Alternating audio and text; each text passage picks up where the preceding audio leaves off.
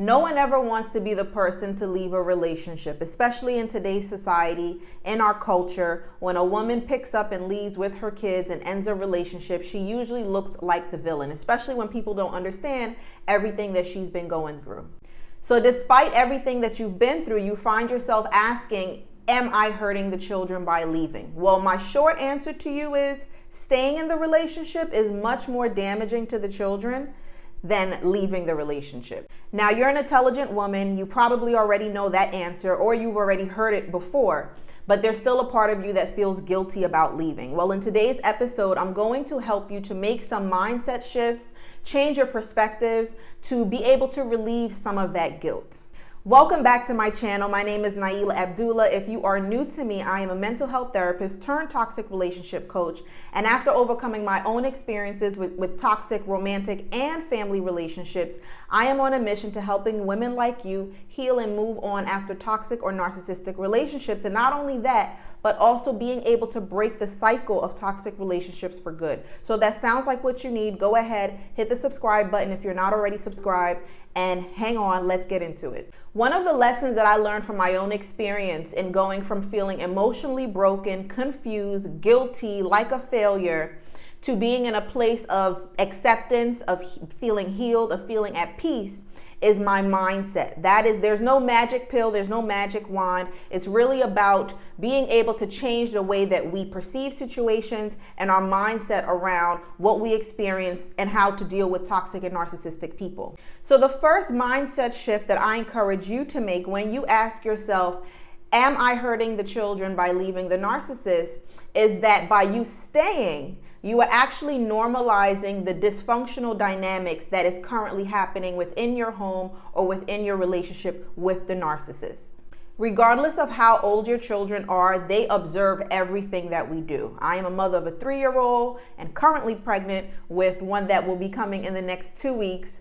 So he doesn't count yet, but my daughter, even at 3 years old, they look at everything that we do. We are the first example of what a relationship is to look like, right? They're born into this world on a clean slate, right? They don't know anything about relationships. So they are looking at their parents. We are their world. They're looking at us as to what is normal in a relationship. And I come from a background where parents may say, do as I say, not as I do. Yeah, you can say that all you want, but it doesn't work that way. They are learning from what you do more than from what you say. So staying in that relationship, they are seeing that as normal, right? No matter how much you may tell them this is not okay, or you may have these conversations with them, on some level, they are developing a tolerance for the dynamics that is going on within your relationship. And trust me, they see everything. So that is not something that you want. That is a mindset shift that you have to make when you ask yourself, am I hurting the children by staying? Yes, there may be some disruption. Yes, there may be some sadness. Yes, there may be some feelings of loss. That is completely normal because that is a change, right? And again, if they're young, they probably may not understand to the extent of why you have to make this change. It may seem drastic to them, but looking in the long run, you do not want to normalize a dysfunctional relationship for your children. They are watching and they possibly may mimic it. Even if they express they don't like it, right? It is still normalizing, it is still developing a tolerance for a dysfunctional situation. The side effects of normalizing the dysfunction in the home is that the child takes on the toxic or narcissistic parent's personality. Now, narcissists intentionally usually pick at least one child to mold and to shape into who they are. And my belief, the reason for that is that narcissists, they don't like to be alone, right? They do not like to be alone. They also know at some point later down the road, people are going to pull away from them, and they may happen to be alone. So they are planning for the future. They usually pick out, based on the children's personality, they usually pick out at least one child that they try to mold and shape into who they are. The second mindset shift that I want you to make when you ask yourself, am I hurting the children by leaving a narcissist, is that by staying in the relationship, you are teaching them to build high tolerance for emotional and psychological abuse. One of the beautiful things that I love about us human beings is that we learn how to build tolerance for difficult situations. However, while that may be good on one hand, right, that's how we survive. If you think about people who are living in war-ridden countries and towns, right, you can't imagine being there. But guess what? If we were to be dropped off there, we would also learn how to survive. So we know how to develop a high level of tolerance for difficult situations. However, that can also hurt you on the other end when you are in a home where there is extreme dysfunction, where there is emotional, psychological, or even physical abuse that, again, like the first mindset shift we talked about, to normalize it, now you are learning how to tolerate it. And while in the moment it is beneficial for the children to learn how to tolerate the dysfunction so they can survive in this situation, you don't want that to become the norm. You do not want them to go out into the world, to go out into their own relationships where they have this high level of tolerance for dysfunction, this high level of tolerance for emotional, verbal, and psychological abuse. And one thing about us, we think that because we may not like something that we're not going to tolerate it. But our brains are functioning on a memory. And I even experienced that in my own experience, where because of my lifestyle, because of my childhood, I developed a high tolerance for difficult people, for difficult situations. And on one hand, it helped me, right? I was able to work with difficult people. I was able to be in different situations. I was able to move to different parts of the world and still be able to function and succeed. However, that then spilled over into a toxic relationship, right? So there are some situations where it is good to be in survival mode and it is good to know how to adapt and how to adjust and have high tolerance, but not every situation should warrant that. And when you keep your children in a dysfunctional home where they're seeing emotional, psychological abuse, again, no matter how much they don't like it, they are normalizing it and they are developing a tolerance for it. So subconsciously, when they start their own relationships, they now have this high tolerance for the same type of emotional and psychological or even physical abuse. This example also makes me think of a family member within my family where she was always praised by her siblings and other family members for being strong and outspoken towards her narcissistic husband. However, no matter how outspoken you are, no matter how much you retaliate, no matter how much you argue back, you are still being infected with their poison. They are still breaking you down to some extent. And while you may have, again, that high tolerance, right? You're able to not easily be broken. Again, that is great in some situations, but that is not what your home should be like. That's not the example you want to set for your kids. So, we do live in a culture where it's like, oh, it's good to be a strong woman. Yes, it is. But don't misuse that strength. Don't misuse your ability to adapt, and don't misuse your ability to have high tolerance. Those should only be applicable to certain temporary situations. That is not what you want to be your norm, and that is not what you want to be the norm for your children.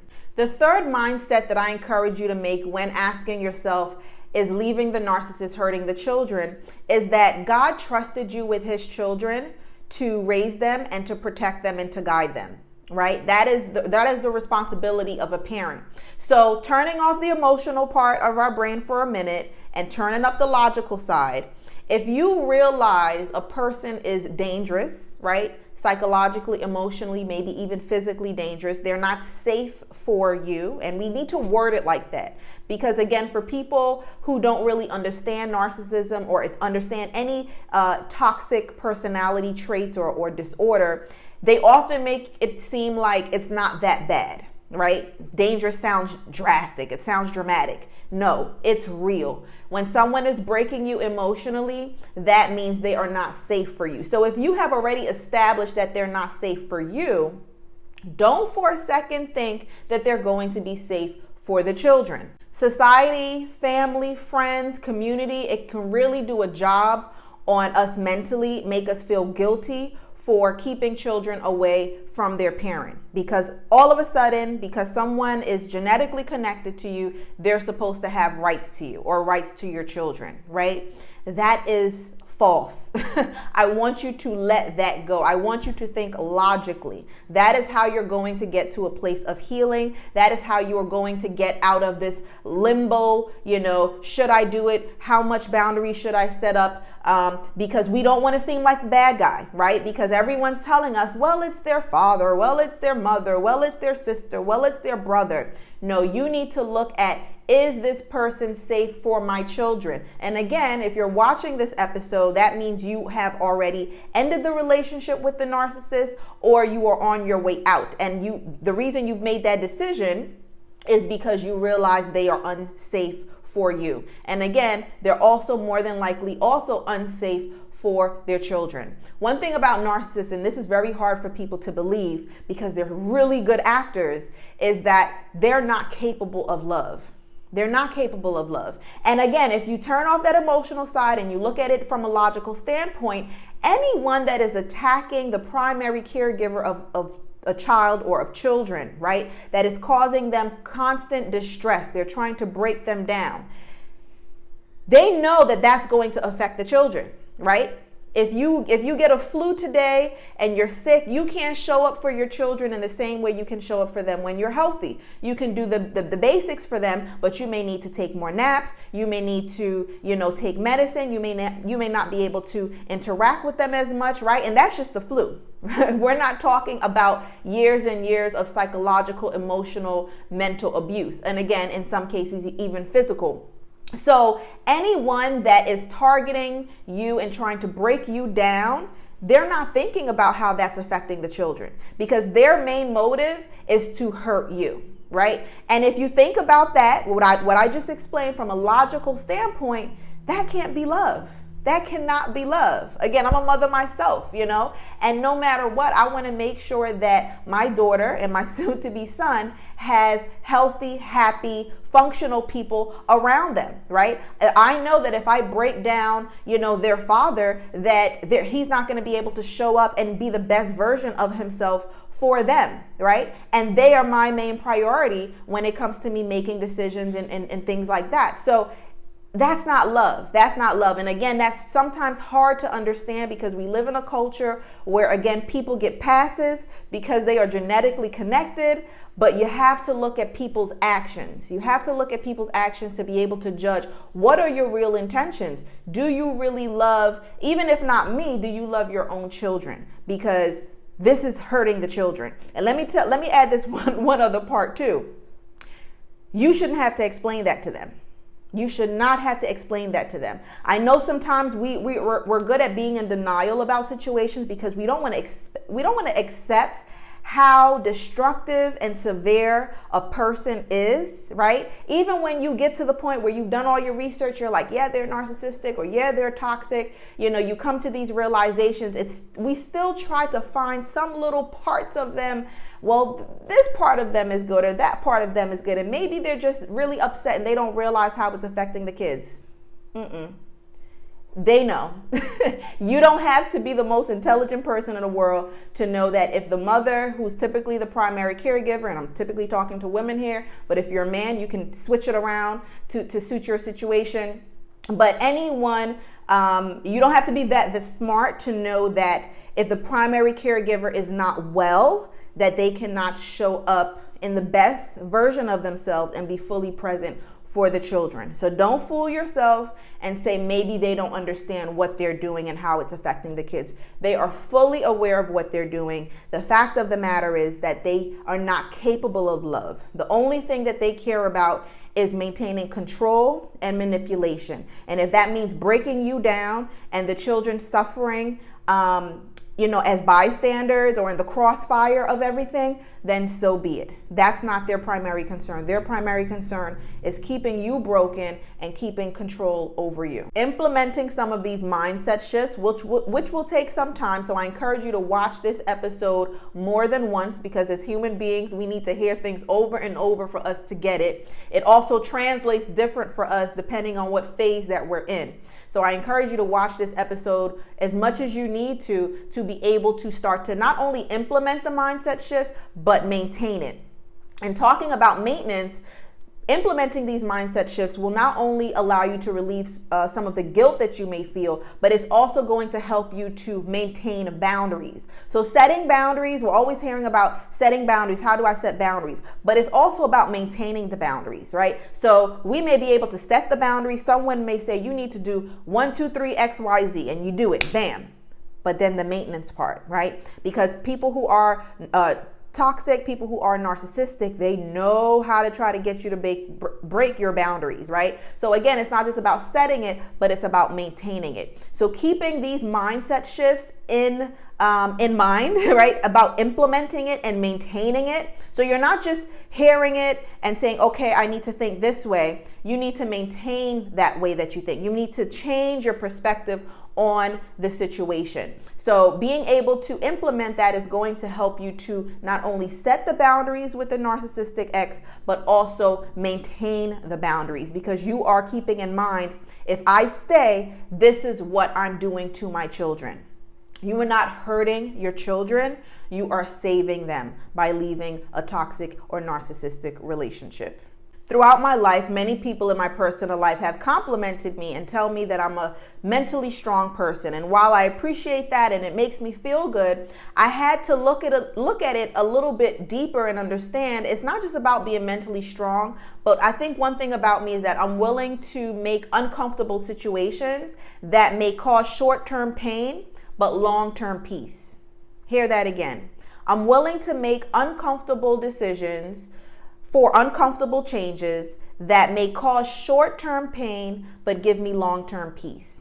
And that is what I believe helped me to heal from my experience. It's not that I'm per se stronger than other people, but I was willing to look at my mindset. I was willing to look at my perspectives on situations. Again, not just to get out of the situation, but to make sure that I don't end up back in a relationship with a toxic or narcissistic person. And as I said earlier in this episode and in other episodes, my healing was not just from toxic romantic relationships, but also toxic and narcissistic family relationships. So wise people learn from other people's mistakes. With that said, I have a free ebook in the description below where you can click the link to download it today, where you will learn some of the mistakes that I've made with toxic relationships and learn ways that you can avoid them. I go into the mindset shifts that I had to make in order, again, not to just get out of the situation, but to heal from the situation and put me in a position, in a new frame of mind where I was able to now form new healthy relationships and make sure that I don't end up stuck back in a toxic or narcissistic relationship. Thank you for joining me on this episode, and I will see you in the next one.